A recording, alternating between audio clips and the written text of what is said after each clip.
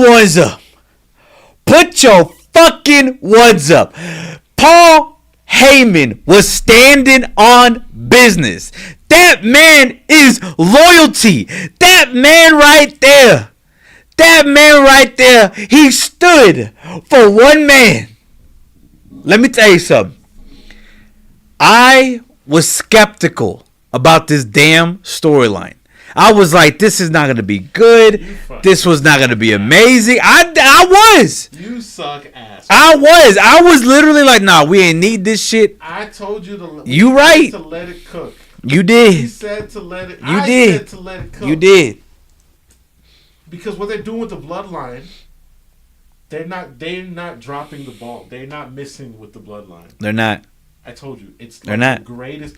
How is the bloodline still more important than Cody Rhodes? You tell me that. Well, you who was watching at home with no Roman Reigns with this tonight showed me that they're main eventing, not Cody Rhodes. But that's why Cody Rhodes isn't, and their storylines are now intertwining. So no, I get that, but they're not. Cody's not as important as this bloodline. No, he's not. It's just like I predicted. Cody's run is going to be boring. And people still cheer him, of course. Yeah, cheer for him, obviously. Yeah. I want you to cheer for your faves. That's fine. But this right here, what we got, nigga, what we just got, cinema. It's the ascendance of the new blood line, right? Now it's like you have to take them seriously. Yeah, it's not a joke. This was Solo Sokola's Super Saiyan transformation. Oh, that's a good one. That's a good one. He's not God. Like, Roman Reigns reached God. That's God level. But if Solo keeps on this track with no hiccups, no nothing, he could be up there. This was his Kaioken moment. No, this is Super Saiyan. You say Super Saiyan? Okay, you're downgrading him with the Kai. Yeah. I am. I don't think he's up there yet. How about this? Instead of the Super Saiyan moment, because Super Saiyan moment, the simple fact that he took Paul acknowledge me. Yeah. And in convincing manner, even though you can look back to how he was in the past, he wasn't a threat, but he felt like it. He did. He transformed. Now the question is this bloodline way more threatening than the previous bloodline? Yes. All right, we're on the same page. That's what I was wondering myself. However, Tonga and Tonga Loa, they're killers, unlike Jay and Jimmy. Right.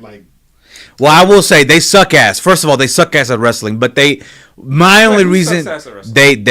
Tonga and Tonga Loa, they sucked massive boo boo cheese. There you go. But the only reason why I'm putting them above the old bloodline is because of one man, Jacob Fatu.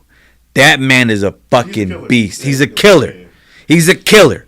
And to me, he's head and shoulders above a lot of people in that ring and a lot of people in WWE.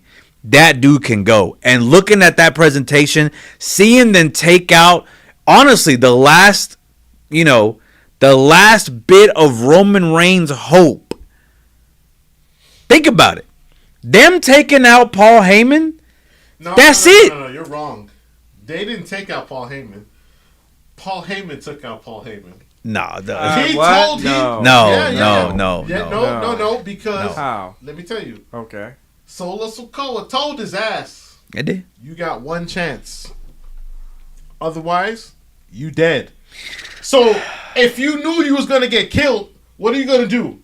Are you gonna say, "Alright, my bad," or are you gonna say, "Fuck it, let me just go ahead and get killed"? You screwed yourself. Granted. Loyalty. So, but he still took out his own self. Yes. He took out his own self. I don't get your logic though. I don't get your logic. He took himself out of the equation. He was given an ultimatum and chose to dip.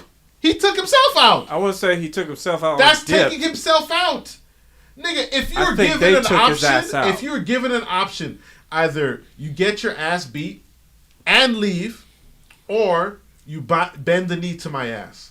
What are you gonna do? If you choose the route, oh yeah, I'm out. I'm bound out. You're gonna get your ass beat. You took yourself out. I think they helped him take his ass out, like literally he got. He had an option. He had a choice. Yeah, that ultimatum. And he chose to get taken out. Yeah, that ultimatum. Because he knew what was going to happen if he did it.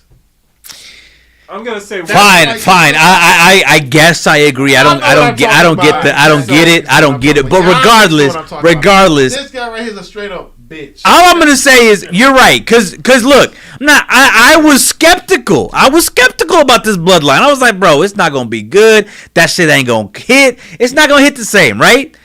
Damn, did that shit hit again? It doesn't need to hit the same. It just needs to hit. Differently. It hit differently. And this one, this main event, to me, honestly, this solidifies the bloodline on a whole different stratosphere. Now, granted, do they need to start aiming for championships? Listen, I say what you will about the new bloodline. Say what you will about new bloodline. But the old bloodline, they chased gold. And they had the ambition to chase the gold and solidify the dominance they had. Agree. In order for me to really be behind them, though, they do have to win tags. Exactly. They have to win championships and hold on to them. You want like an evolution style where they all have fucking champions? I'm sorry, that's the solution. I'm gonna be honest. Having championships, regardless of what people says, that truly does solidify your run/reign to a strong extent. So, like, would Roman Reigns as the tribal chief be what he is right now without those championships, right? Like would he be who he is now without holding those championships? No, I don't think so. The answer is no. No, yeah, I agree. So it's like it makes a huge difference. Is it the only thing that matters? No, but it's fundamentally important, I think. I agree. So or else they need it. And the next thing, and I'm gonna let you. I'm sorry. Go ahead. Yeah, sorry. I'm worried now because Paul Heyman was the mouthpiece. Oh, you're right. Oh, fuck.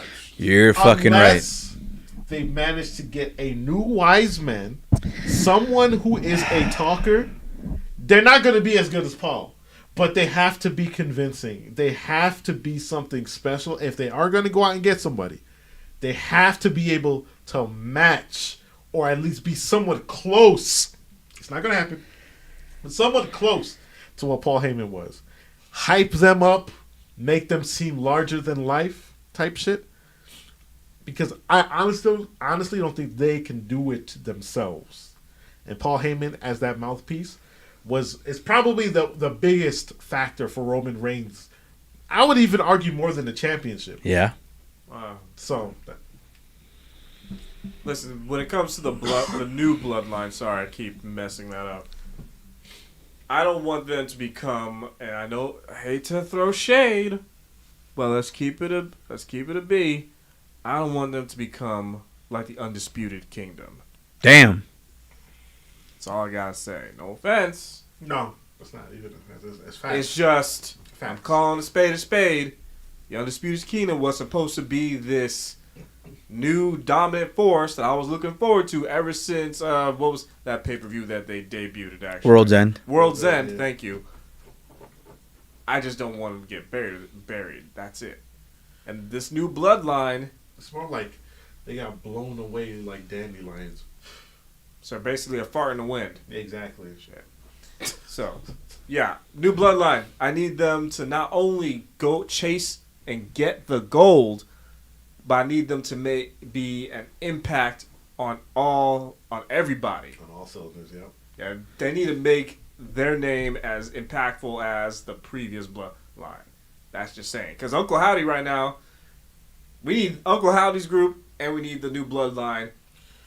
Let's just not facing each other. We're talking about like causing impacts. Bloodline on Smackdown, cause your impact, chase the gold. Make a name for yourself. Make us fear make everybody fear being in the ring with you. That's just it. But you brought up a good point, though. What will they be without a wise man? What will they be? He can't cut a promo. So they'll be unhinged. Solo can't cut a promo. Oh, you mean by promo standards? Oh, well, yeah. They'll be unhinged by causing chaos, but promo wise, yeah, they're fucked. Who do you put? Who can match Paul Heyman or come up to that level? I don't know. You know who I would have said if this person was in their right mind? Who? I probably shouldn't even, but no, I'm do it. Anyways. Do it. If this person was in their right mind, and if they were their version back in 2005, I would have said Eric Bischoff, dog. Oh, God. If they were in their right mind, yeah, I know what you're saying. 2005 Eric Bischoff would have been perfect. Yeah. Perfect, but we all know how that goes. Yeah. Damn. Eric Bischoff. I will say, this Bloodline storyline is not touching anything outside of WWE. This is, and like this right now is their hottest storyline of all time. Hotter than Cody. This is hotter than anything going on right now. Well, this is just nothing in wrestling and pro wrestling right now is touching this storyline. You have close contenders, but yeah, you're not. The Bloodline cooled off for a bit, and they were in that rebuilding phase, and it just took time. And I think this was the payoff for them. So now the question is, what's next? That means it's going to be Solo versus Cody at SummerSlam. And honestly, do you think Cody's going to lose? I don't think that's a main event match, though. Yes, I think after tonight, you could make an argument for it. If it was before, okay, sure, but after tonight, I make an argument for it. Like, yeah, he's wearing the tribal chief necklace, dog. He's showing you that he belongs. Yes. So now, this is where you either sink or you swim for me. And I told you this a couple weeks ago. You have to pull, like it or not. Sure, Cody went through the struggle. He went through his story. Whatever, he beat Roman. But if you really want this bloodline to be as serious, maybe even possibly better than the previous bloodline, Solo has to beat Cody for the championship. Otherwise, if he loses to Cody, you're not up to par to being the tribal chief. Damn. You're just not. Because even Roman beat Cody their first year. So do you think Solo should go over Cody? If I want this bloodline to be Bloodline 2.0 that meets the expectation of its predecessor, just like Spider-Man 2 was the predecessor and defeated Spider-Man 1, it has to be Solo to beat Cody. Like it or not. Cody can always come back and win the championship at another time, whatever. He's not going anywhere. And his run is, he's doing what he needs to do as a little champion right now. Woo-hoo, wow, ha, ha, ha. But how are you going to serve a greater cause for your company right now? I'll give it to Solo, nigga. God damn. That's me.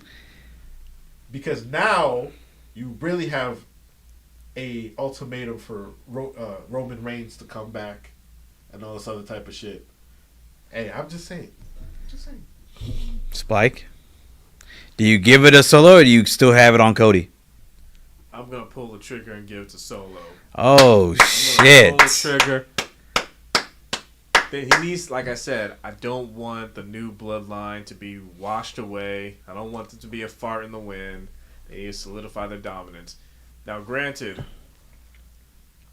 I'm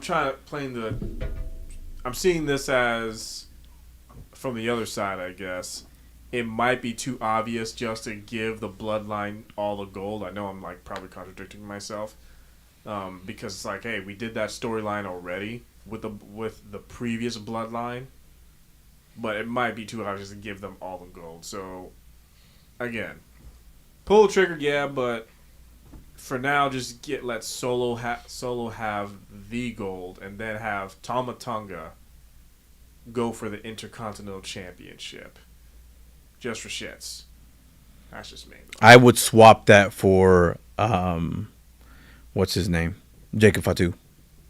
What do you mean? Give Jacob Fatu the Intercontinental. Yeah, that's what I'm saying. Give Jacob Fatu. What did I say? Said Tama. Oh yeah, Jacob Fatu, because Jacob Fatu's hot. My bad, everyone. give Jacob Fatu the Intercontinental Championship because Sammy, yeah, you were fun, bro. That was it. Just give it to Mr. Fatu.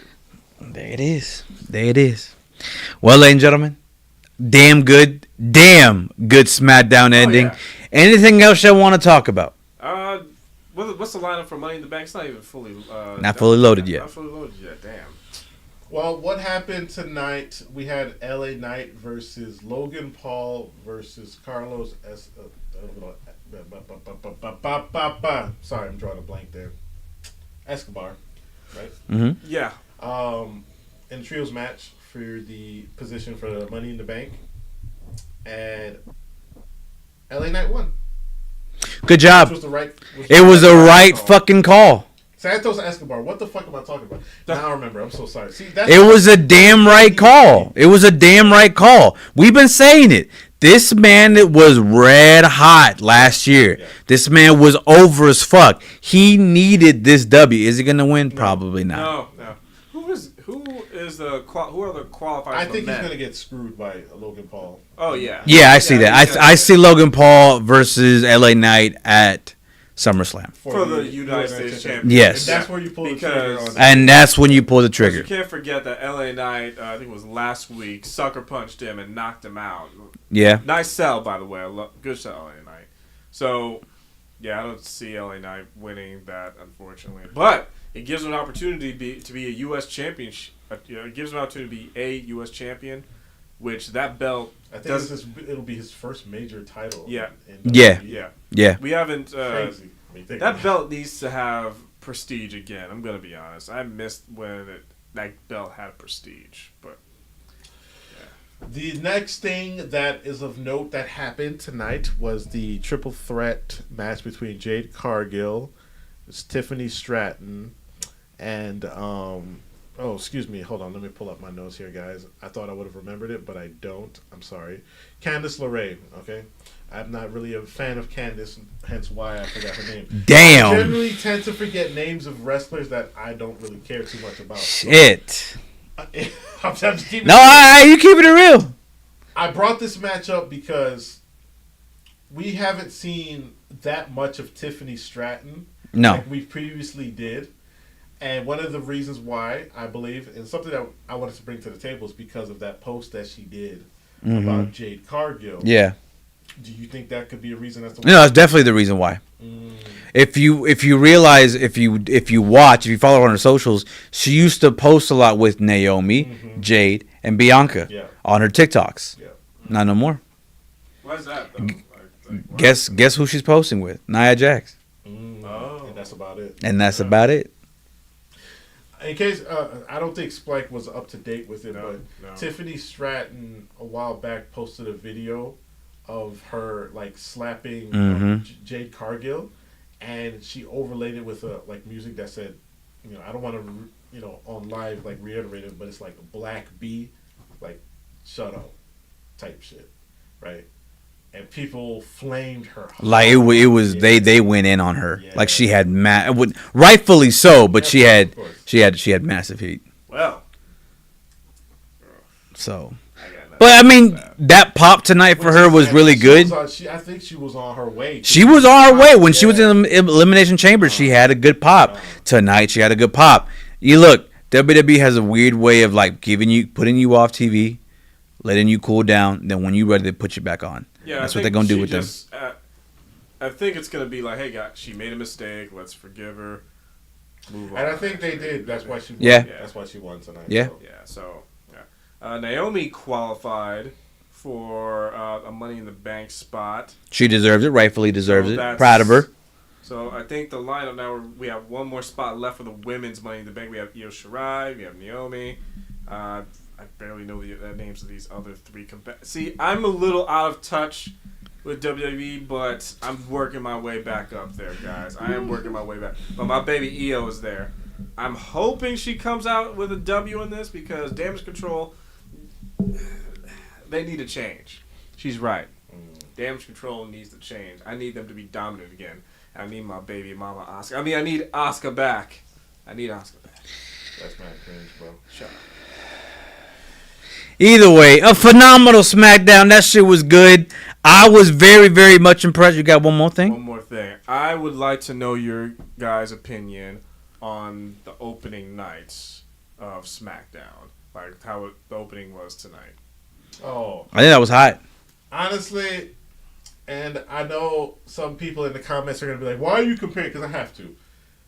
That, to me, that opening was something like reminiscent of like the type of shit AEW did a lot back then with a lot of heated segments. Like, I think back to the Jericho Appreciation Society. Yeah, that's what they always do.